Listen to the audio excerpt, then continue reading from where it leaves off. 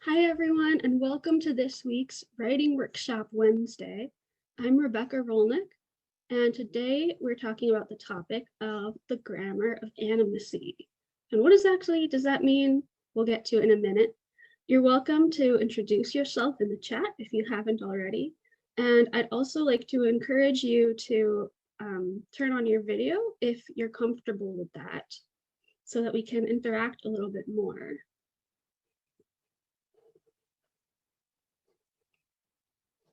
And right.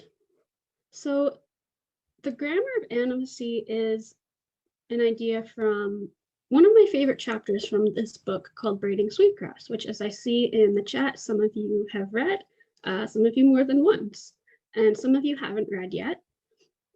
So this book is by Robin Kimmerer. She is a Potawatomi Nation botanist, specifically a bryologist, which means that she studies moss, and a professor at the SUNY College of Environmental Science and Forestry in Syracuse, New York, which is where I went to college. And I had the fortune of actually getting to meet her and take one of her classes.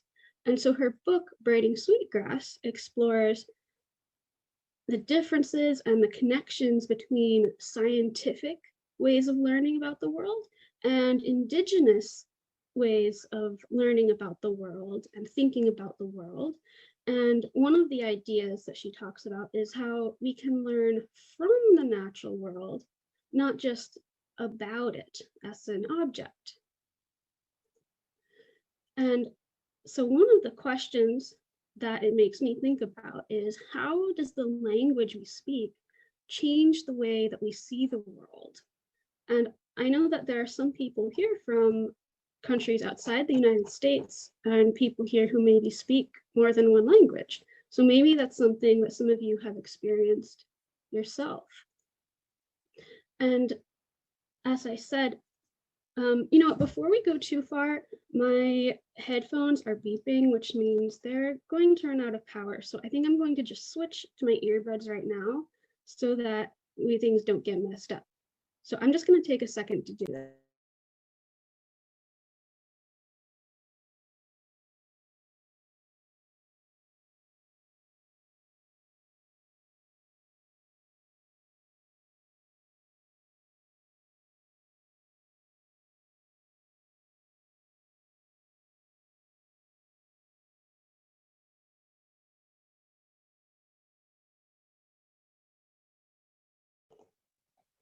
All right, can everybody still hear me?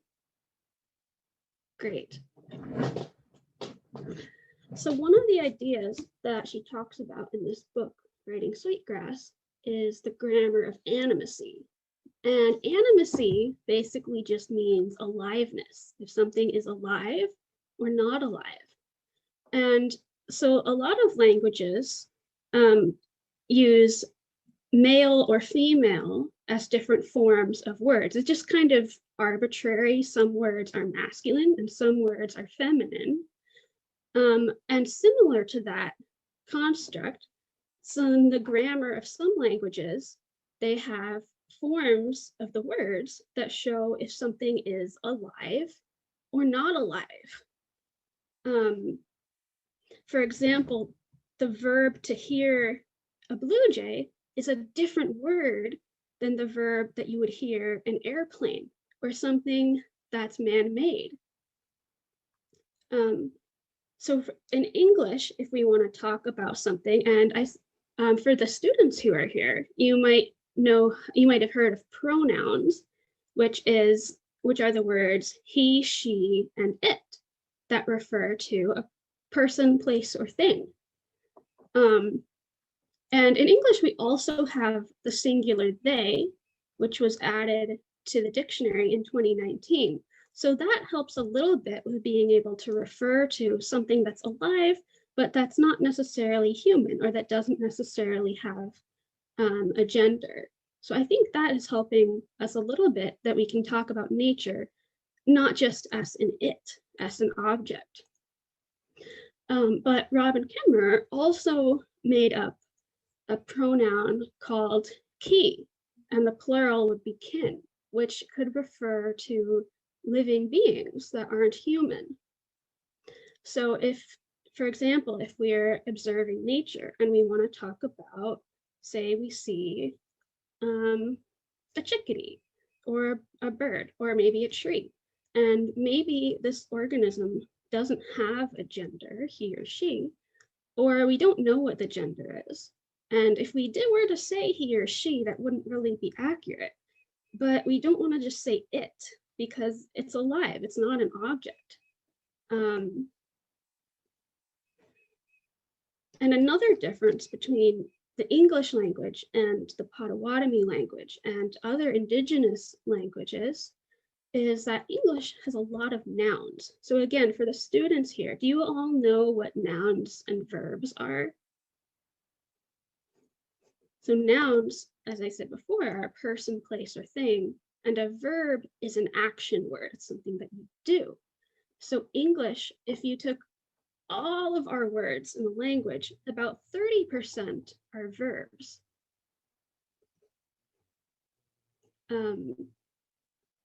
And a question from the chat. So Robin Kimmerer thought of the word key, the same as the author of the book. And I'll explain a little bit more about that in a minute. So like I was saying, English is mostly nouns. We talk about a lot of things and stuff. 30% of our words are verbs or action words. But Potawatomi, which is the language from Robin Kimmerer's culture, that language is 70% verbs. So for example, in English, we'd say a river as a thing or an object. But in Potawatomi, the word would actually be a verb, to be a river. This might seem a little strange to us, but that's because they just have a different way of seeing the world and all of the things that inhabit it. So right now, I'm going to read a short excerpt from an article that by the same author, Robin Kimmerer. She wrote an article getting a little more deep into this topic. The article is called Speaking of Nature, Finding Language That Affirms Our Kinship with Nature. And this is from Orion Magazine in 2017. So if you haven't heard of Orion Magazine, this is an environmental literary magazine that explores a lot of really interesting ideas about nature and people's connection to nature. And a lot of it is available online, so I definitely recommend checking that out. But I pulled, the article is pretty long, so I just pulled a few pieces of it, but I also strongly recommend reading the whole article. She goes more into the history of what she's going to talk about, and also talks about, as a professor at ESF, going with some students through Oakwood Cemetery in Janine DeBase's environmental writing class. And she was also one of my environmental writing professors. And Oakwood Cemetery is a place I'm very, very familiar with. So that's just an interesting tidbit. She goes through with the students talking about these ideas. But it's too long for us to all read together here. So here are a few of the most important parts. Can everybody see this Google Doc with the excerpt? Okay. So in this article, she writes, inspired by the grammar of animacy in Potawatomi that feels so right and true, I've been searching for a new expression that could be slipped into the English language in place of it when we are speaking of living beings. Mumbling to myself through the woods and fields, I've tried many different words, hoping that one would sound right to my leafy or feathered companions. There was one that kept rising through my musings. So I sought the counsel of my elder and language guide, Stuart King, and explained my purpose in seeking a word to instill animacy in English grammar, to heal disrespect. He rightly cautioned that our language holds no responsibility to heal the society that sought to exterminate it. With deep respect for his response, I thought also of how the teachings of our traditional wisdom might one day be needed as medicine for a broken world. So I asked him if there was a word in our language that captured the simple but miraculous state of just being. And of course there is. And I'm not sure how to pronounce this exactly, but the word is Akimadiziwin, he said, means a being of the earth. I sighed with relief and gratitude for the existence of that word. However, those beautiful syllables would not slide easily into English to take the place of the pronoun it. But I wondered about that first sound, the one that came to me as I walked over the land. With full recognition and celebration of its Potawatomi roots, might we hear a new pronoun at the beginning of the word from the Aki part that means land? Ki, to signify a being of the living earth. Not he or she, but ki, so that when the robin warbles on a summer morning, we can say ki is singing of the sun. Ki runs through the branches on squirrel feet. Ki howls at the moon. Ki's branches sway in the pine-scented breeze, all alive in our language as in our world. We'll need a plural form, of course, to speak of these many beings with whom we share the planet. We don't need to borrow from Potawatomi since, lo and behold, we already have the perfect English word for them, kin. Kin are ripening in the fields. Kin are nesting under the eaves. Kin are flying south for the winter. Come back soon. Our words can be an antidote to human exceptionalism, to unthinking exploitation, an antidote to loneliness, an opening to kinship. If words can make the world, can these two little sounds call back the grammar of animacy that was scrubbed from the mouths of the children at Carlisle? And earlier in the article, she talks about how her grandfather was forced to go to the Carlisle Indian School, which is where they weren't allowed to speak their languages or really be connected from their culture. And that's why she didn't grow up speaking her language, and why the language is in danger of maybe in the future no one will speak it unless they try to revive it. And she goes on, I have no illusions that we can suddenly change language and with it our worldview. But in fact, English evolves all the time. We drop words we don't need anymore and invent words that we do. The Oxford Children's Dictionary notoriously drops the words acorn and buttercup in favor of bandwidth and chat room, but restored them after public pressure. I don't think we need words that distance us from nature. We need words that heal that relationship, that invite us into an inclusive worldview of personhood for all beings. As I've sent these two little words out into the world like seeds on the wind, they have fallen here and there on fertile ground. Several writers have incorporated them into children's books and into music. Readers have reported that the very sound, the phoneme pronounced ki, has resonance with other words of similar meaning. Ki is a parallel spelling of chi, the word for the inherent life energy that flows through all living things. It finds harmony with qui, or who, in Latinate languages. I've been told it is a name of a Sumerian earth goddess and the root of Turkic words for tree. Could ki be a key to unlocking a new way of thinking or remembering an ancient one? If you think this is only an arcane linguistic matter, just look to the North Dakota prairie, where, as I write this, there are hundreds of people camping out in a blizzard enduring bitter cold to continue the protective vigil for the river, which is threatened by the construction of the Dakota Access Pipeline and the pipeline's inevitable oil spills. The river is not an it for them. The river lies within their circle of moral responsibility and compassion, so they protect ki fiercely, as if the river were their relative, because ki is.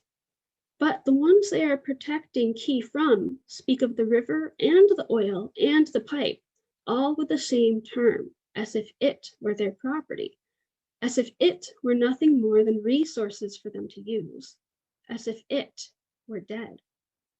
At Standing Rock, between the ones armed with water cannons and the ones armed with prayer, exist two different languages for the world, and that is where the battle lines are being drawn. Do we treat the earth as if ki is our relative, as if the earth were animated by being with reciprocity and reverence, or as stuff that we may treat with or without respect as we choose? The language and worldview of the colonizer are once again in a showdown with the indigenous worldview. Knowing this, the water protectors at Standing Rock were joined by thousands of non-native allies who also speak with the voice of resistance, who speak for the living world, for the grammar of animacy.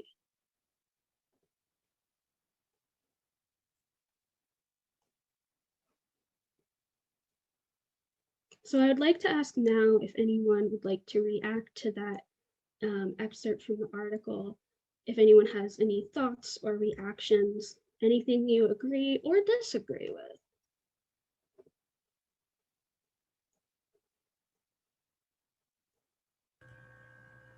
Elizabeth? So I have always, somehow in my heart or soul somewhere, felt similarly that living things are shared space. They share the space with us. They are not stuff or things or commodities. They are brothers and sisters. And it's just something, I don't know why. I have always felt like that. But so I totally agree. And it's kind of really rough when I come across people who think of the earth as a commodity or a thing. It's hard to know how to talk to people like that.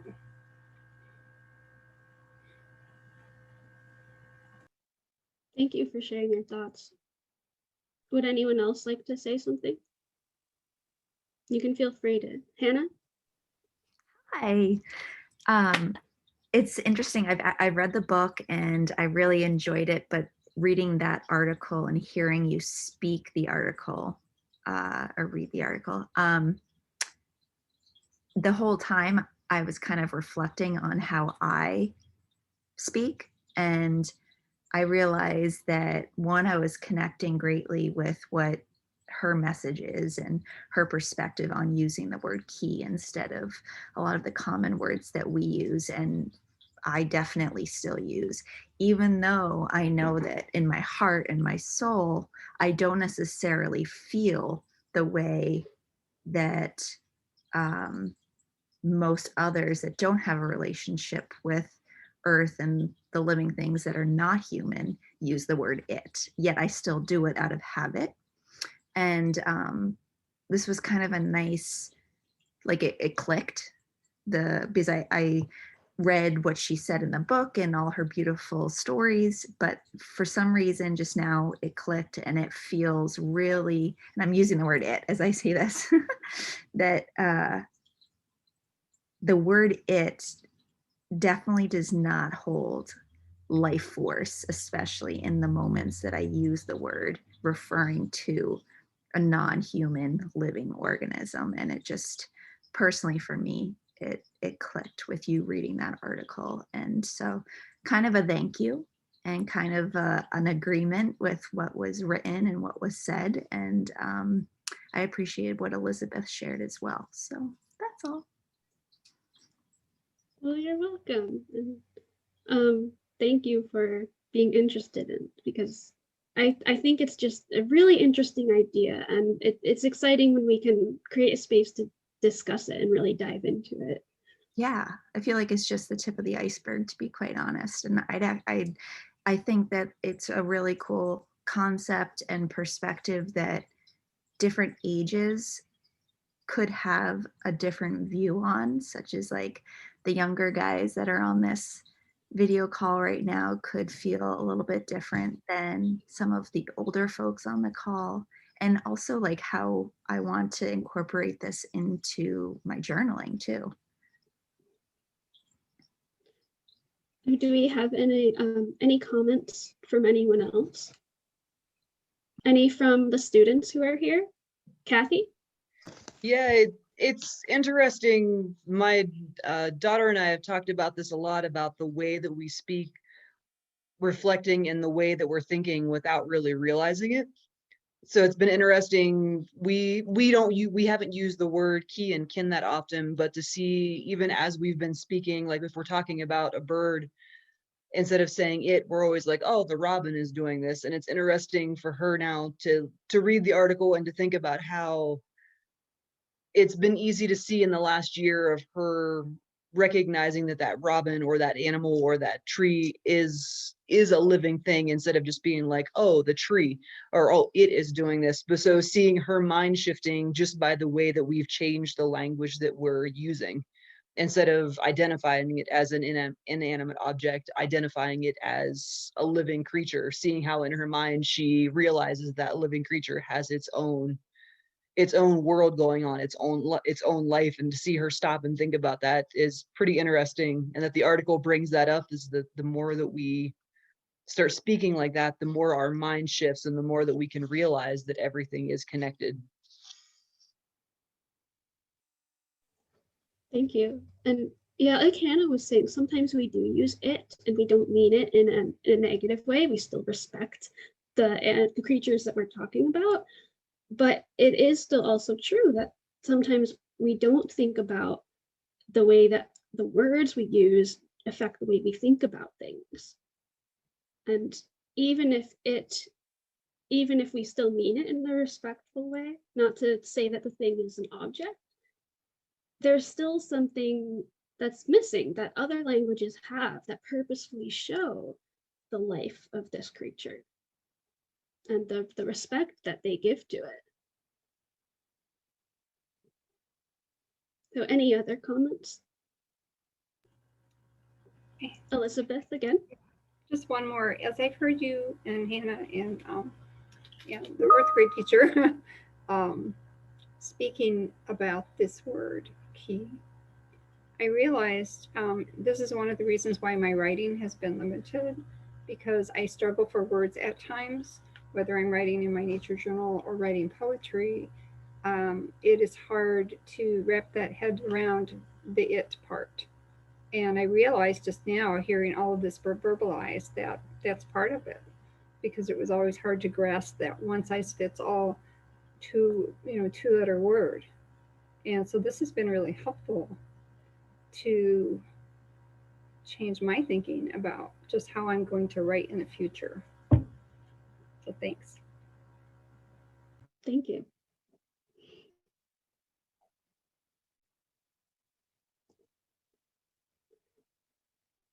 Anyone else?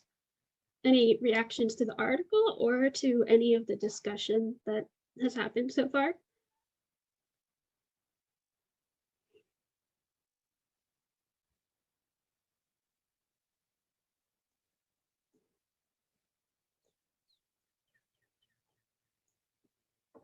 All right, looks like no one has anything to say right now.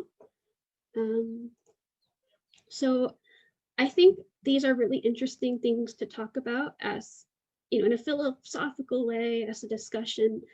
What might the importance of these words be, and how might they be used? But what I think would be really interesting and fun is if we can experiment with actually trying to use them in our writing. So let's try it. And I usually give some kind of writing prompt or activity in these workshops. But today I'm leaving it pretty open-ended. So whether you want to work on poetry or writing observations scientifically, or maybe writing about an experience that you had recently in nature, let's just try to write about it for, let's give it 10 minutes and just try to use key or kin when they would come up in your writing. So does that sound good to everyone?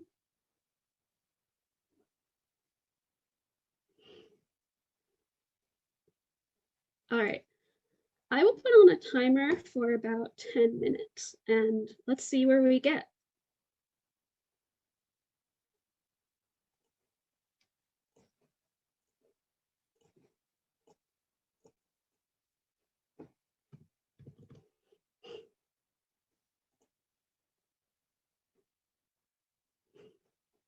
All right, 10 minutes starting now.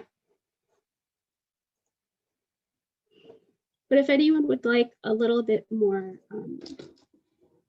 if anyone has questions about exactly what we're doing, just let me know.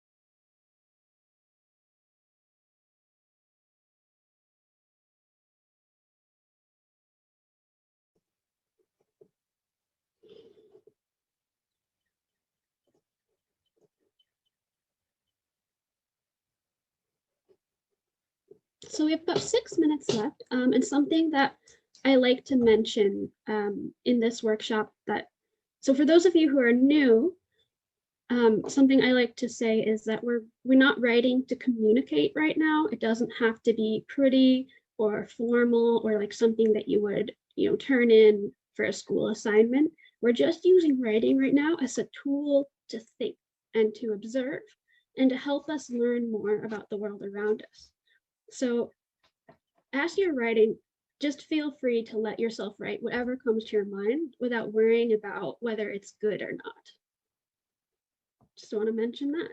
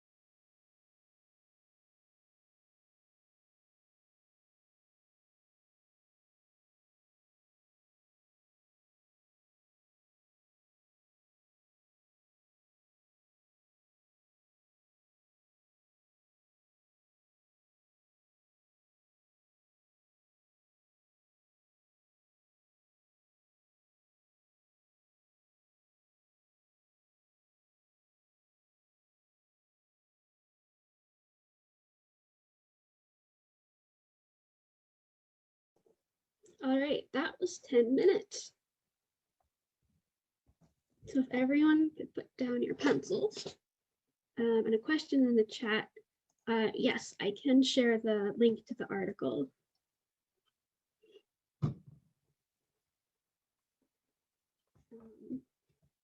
So would anyone like to share what you wrote? Okay, so Sharon, I see you put a link to an article from Yes Magazine. I'm familiar with that magazine, but I think that might actually be a different article about the same topic. So I'll definitely read that one, and I'll share the one that I read from in the chat too. So thank you for sharing that, because I haven't read that one. So I can read mine first. I started just looking out my window. There are some trees, and especially maple trees. Where I am, it's early spring. So I just started describing what I see, and it went from there.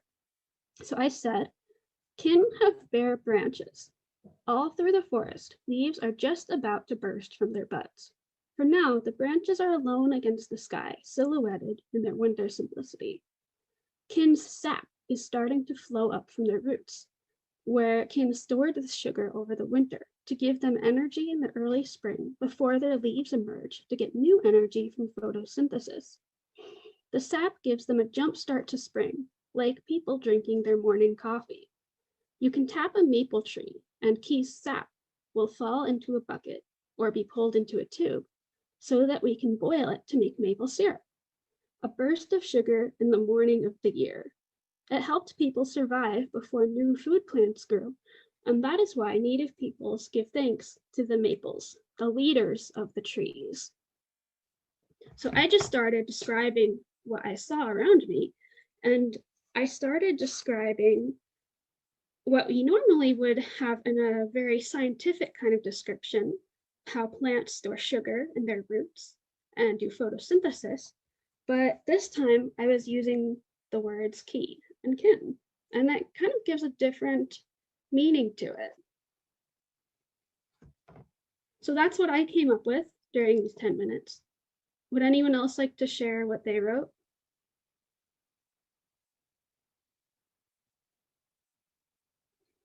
Mary Ellen?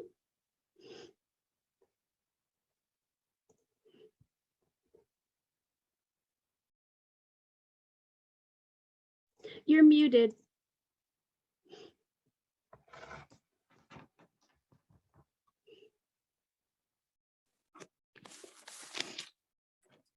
I wrote a poem. River parts as my kayak pushes through, my paddle gently touching the water. Ahead, a perfect reflection symmetrically repeats, sky and trees confusing my human vision. Kingfisher skirts from bank to bank to lead me upstream to an unknown destination. Blue heron spreads Ki's wings, gently flapping from snag to snag, stopping for an occasional snack of crab or minnow. Quite quietly, I float up to a log, concealing an otter family, chasing and playing so happily in Ki's waters.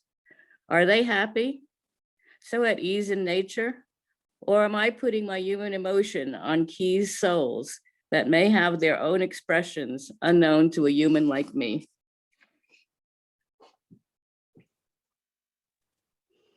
Thank you for sharing that. And I really like how at the end there you acknowledged that even though we might want to respect it, we still don't fully understand. And other creatures might experience things in a different way than humans do. But that doesn't mean that we have to see it as an object. I just said it again. Force of habit, I guess. Anyone else? And again, you don't have to worry about if it's good or not. This is just, we're playing with words right now. Elizabeth, I saw you raise your hand. I don't mind sharing. I wrote a poem too, and it was funny because, so can I ask a couple questions real quick? So I used kin, only once, and I want to say keen, but that doesn't sound right either. Is it kin or king? It's kin, That's but what I thought. we Which I can like. also, we're also free to experiment using it in different ways because this is a new thing. So if sometimes if we're trying to use a new word on purpose, it might feel awkward. It might not feel like it fits exactly right. So you're free to play around with it and see what you come up with and what flows naturally for you too. Okay, that's good. And also, I started another one, but I was writing about rocks. So I found myself coming up against this. To me, rocks are living things, but not all might see it that way. And I recognize this is a new thing. So I'm just going to take what you said and go from there. So here's the poem. And I don't know why I've been writing a lot of poetry lately, and it's just coming out. So there's a tree I walk past every day, a Dahun holly tall and straight, in spite of much care. Yesterday I looked down and saw an eggshell piece, smooth and white, curly outside, stained with life inside. I looked up and saw a small nest barely there. Who lived there? How did kin live?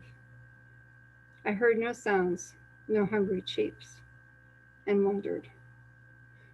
So when I use the word kin, I could feel things shifting inside.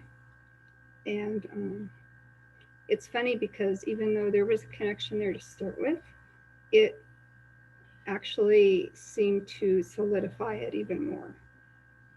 So it was a good experience to even write it and hear myself say it again.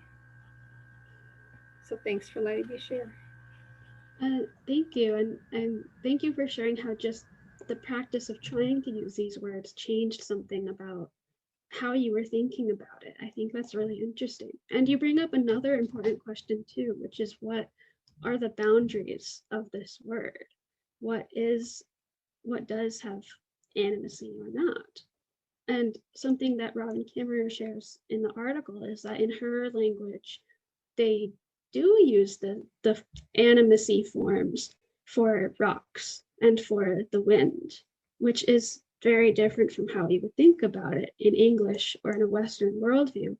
Because of course, scientifically, we wouldn't consider rocks to be alive, and like how an organism that has cells and reproduces is alive. So that's a question that I think all of us would need to consider is what are the boundaries we would use these words. If something is not necessarily alive, but is still part of the landscape and still is deserving of respect and has its place there, is that still considered a type of animacy too? So no right or wrong answer, but just some interesting questions that we can all consider.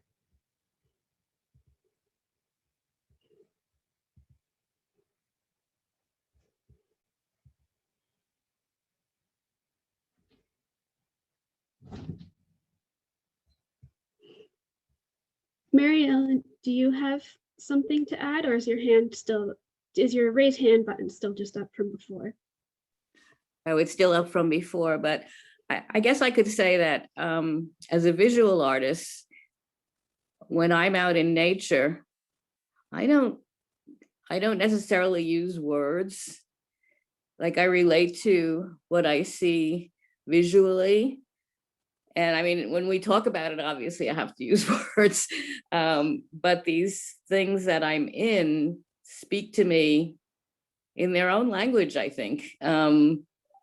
So I'm just starting to write more poetry.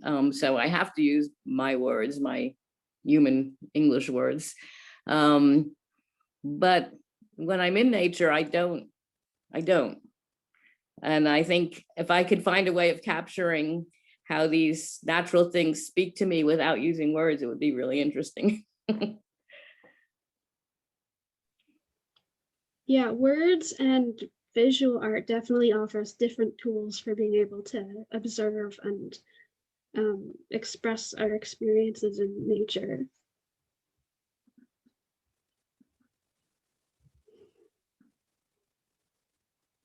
Would anyone else like to share what you wrote? Or any thoughts that you have about this whole idea?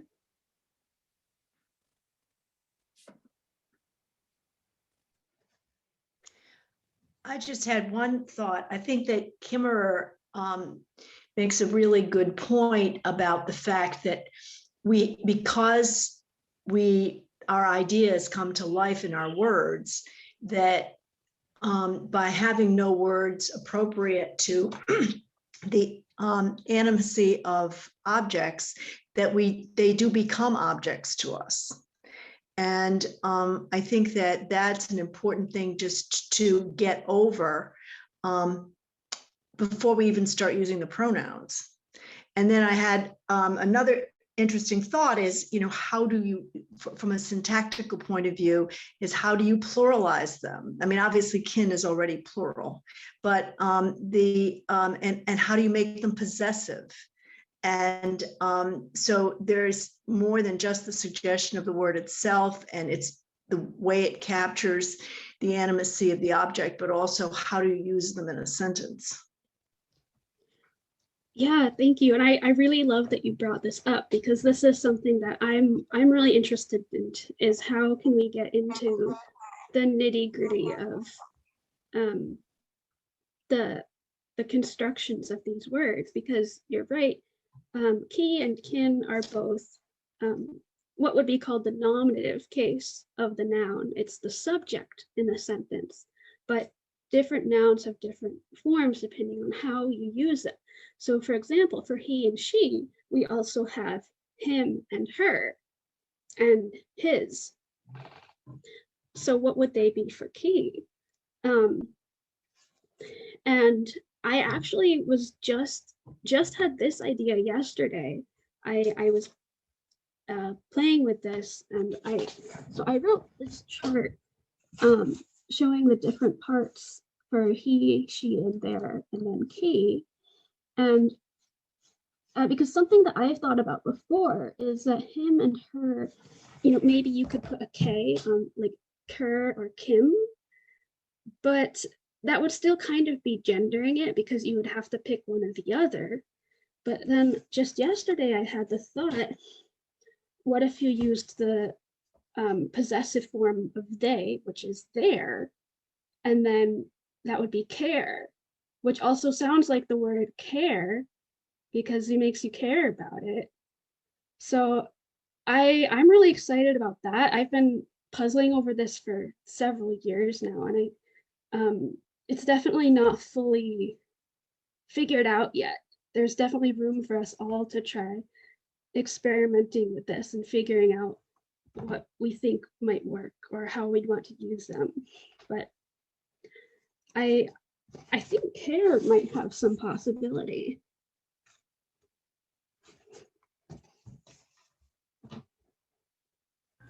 I like that too. How is that spelled? Well, excuse me. No, you're fine. Go ahead, Jane.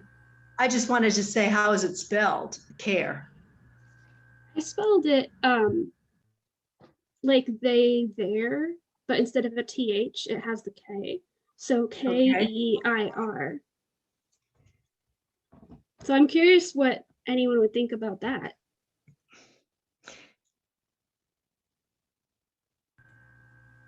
It has sort of a natural sound when you say it. To me. I would agree. I guess my other thing is that when I tried to make ki possessive, it becomes kiss or kids. And you wouldn't have the apostrophe because it's not, it's not missing a letter. And so the same play with letters that you're working with in the plural is present in the singular.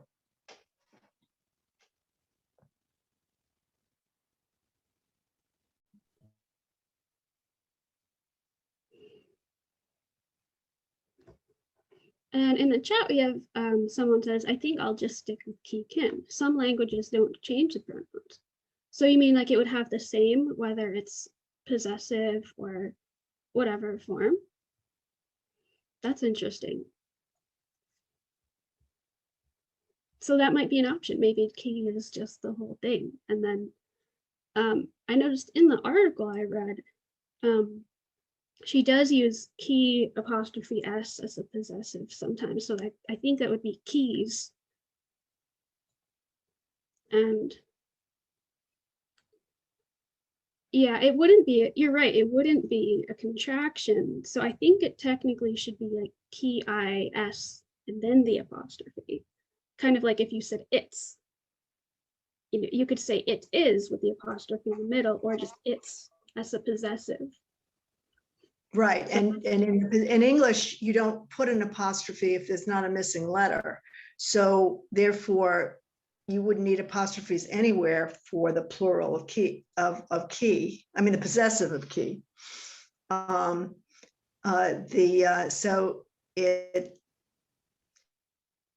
it's kind of interesting to consider those machinations, but more importantly, I think our consideration today is what meaning do they give to the object? You know, she makes a big point in her book about the reciprocity between nature and the viewer, where science tends to look at nature as an object, and our English language fits the scientific version of it, but does not fit the indigenous people's version of how we should relate to nature. And we have another comment from the chat that says, we study Chinese at home, and I love how pronouns are the same. They, them will be the same character. So instead of having both forms, it's just one. It's much easier for grammar. That's really interesting. I didn't know that. That might also provide some inspiration for this problem. And then we have another comment from the chat. I believe animals, plants, etc. have their own language. Why are we trying to reproduce them in English or a native language? They should be teaching us their languages. And that's a really interesting point too. One thing Robin Kimmerer talks about a lot is, you know, in scientists, we observe plants from the outside and we try to learn about them. But in her culture, they think of plants as their teachers and they try to learn from them. So I think that might be similar to what you're saying. So I think that's a really interesting idea too. I guess my reaction is that even if we can try to do that, we do still communicate with each other in English or other languages. And I think it still could be useful to have ways to try to talk about it, but that's a good point. And I'd be interested in discussing that further. So I actually have to leave a couple minutes early today, but I want to thank everyone for coming. I think this has been a really fun and interesting conversation, and I hope that we'll continue it. And maybe we can add this as another tool into our nature journaling toolbox. So if you are willing to share any of your writing from today or from later on the Nature Journal Club Facebook page that just has Ki or Kim in it, that would be really cool. So maybe we can all start using this if you think you want to. So again, this will be available on the recording, and thank you all for coming. I hope that you have a great day. And yes, this is Poetry Month.